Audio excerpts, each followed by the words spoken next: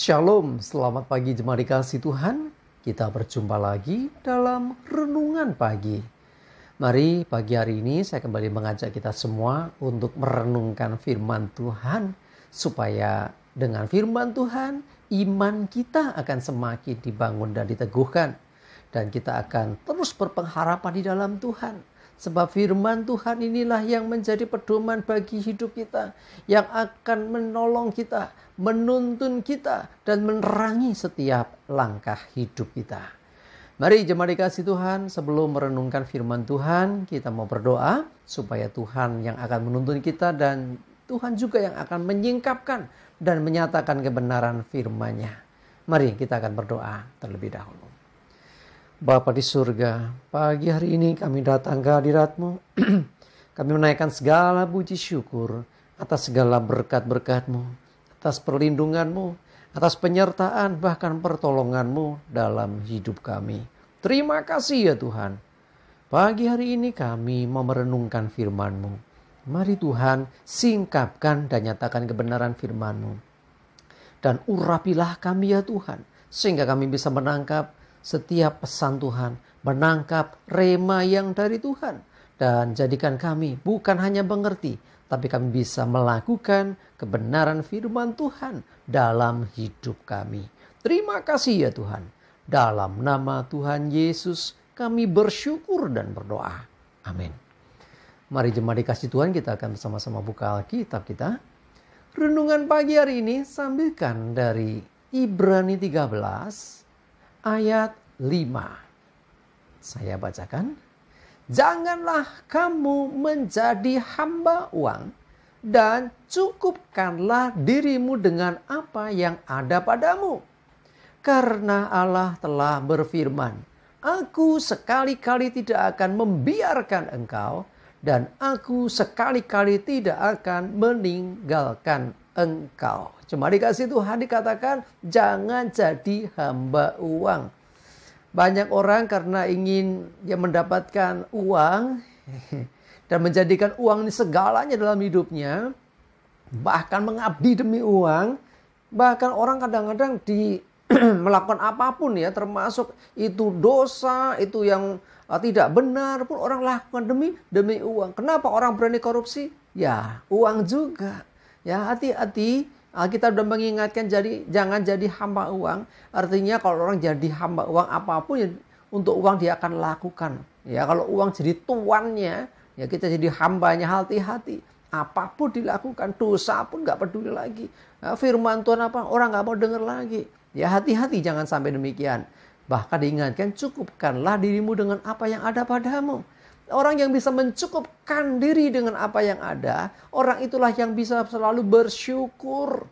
Nah, orang yang bersyukur ini orang yang paling tenang hidupnya dibandingkan orang yang selalu kurang dan kurang dan kurang. Ada orang yang mengatakan gini, mau dikasih berapapun, ya, berbicara tentang uang, orang tidak akan bisa merasa cukup. Ya. Jarang orang bisa mengatakan sudah cukup.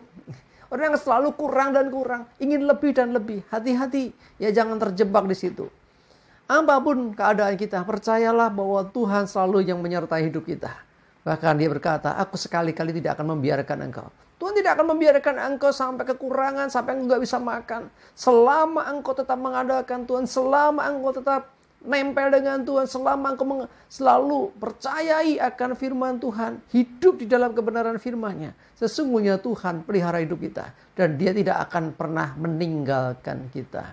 Jadi, engkau yang dalam kesulitan, engkau yang dalam kesusahan, ingatlah akan hal ini. Tuhan tidak membiarkan engkau dan tidak meninggalkan engkau.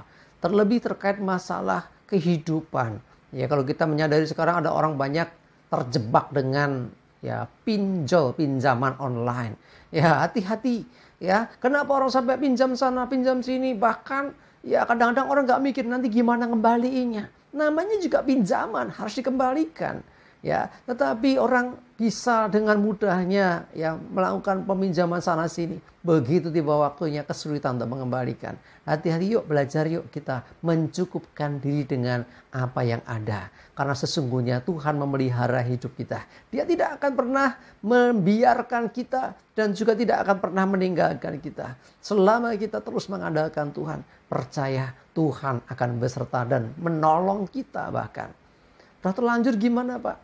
Engkau yang terlanjur terikat dengan hutang. Ya namanya hutang harus dikembalikan. Yuk berdoa mengandalkan Tuhan. Supaya Tuhan buka jalan. Tuhan menolong engkau bisa melunaskan, membereskan. Setelah itu jangan diulang lagi. Sedapat mungkin. Ya, sedapat mungkin untuk kita tidak terikat dengan uang. Terlebih lagi yang namanya menjadi hamba uang. Hati-hati. Orang sampai orang bisa lupa diri. Orang nggak takut di penjara. Orang tidak takut nanti ketahuan, malu dong. Ya, maaf ini mereka yang terjebak dengan yang namanya korupsi. Itu bukankah tahu konsekuensinya? Tapi kenapa dilakukan? Hati-hati.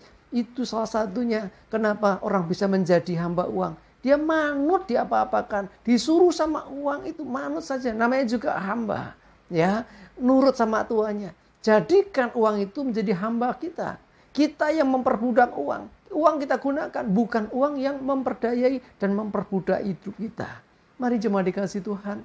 Yuk, saya mengajak kita semua belajar bersyukur dengan segala apa yang ada. Cukupkan diri dengan apa yang ada. Karena kita percaya Tuhan sesungguhnya memelihara hidup kita.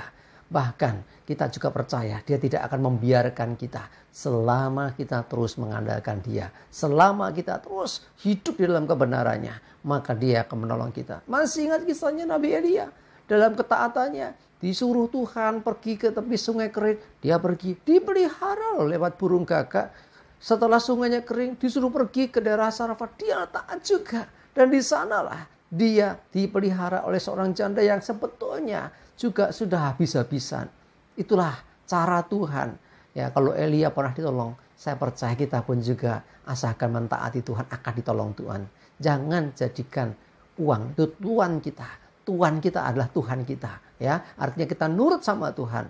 Ya, jangan jadi hamba uang. Hati-hati sekali lagi ya, hamba uang ini berbahaya sekali. Tetapi belajar yuk mencukupkan diri dengan apa yang ada. Bersyukur ya, semua yang ada dalam hidup kita ini berkat Tuhan. Kesehatan, keluarga, pekerjaan, teman-teman yang baik. Semua itu berkat Tuhan yang harus disyukuri. Termasuk apa yang harus kita makan, minum, pakai. Firman Tuhan mengatakan bahwa Tuhan menyediakan semua yang kita perlukan. Selama kita terus mengandalkan Tuhan, kita percaya akan penyertaan bahkan pertolongannya dalam hidup kita. Amin. Kita berdoa. Tuhan, terima kasih, kami bersyukur untuk firman-Mu. Biarlah Roh Kudus yang menolong kami untuk kami lebih memahami dan mengerti akan kebenaran ini Tuhan. Supaya kami tidak menjadi hamba uang, supaya kami tidak diperdayai oleh uang, tetapi kami menjadi orang-orang yang selalu bersyukur dan mencukupkan diri dengan apa yang ada, yang Tuhan percayakan bagi hidup kami. Terima kasih ya Tuhan. Mohon tuntunan dan penyertaan-Mu atas seluruh hidup kami. Juga hari ini dan segala aktivitas kami dalam berkat penyertaan-Mu. Jauhkan celaka mara bahaya. Biar damai sejahtera, sukacita, berkat, kesehatan, kekuatan menyertai kami. Dalam nama Tuhan Yesus kami bersyukur dan berdoa. Amin. Mari jemaat dikasih Tuhan, tetap semangat. Maju terus dalam iman dan pengharapan. Jangan lupa ya, selalu bersyukur. Tetaplah kita maju dalam Tuhan. Sebab Tuhan menyertai, Tuhan menolong dan memberkati akan hidup kita. Amin.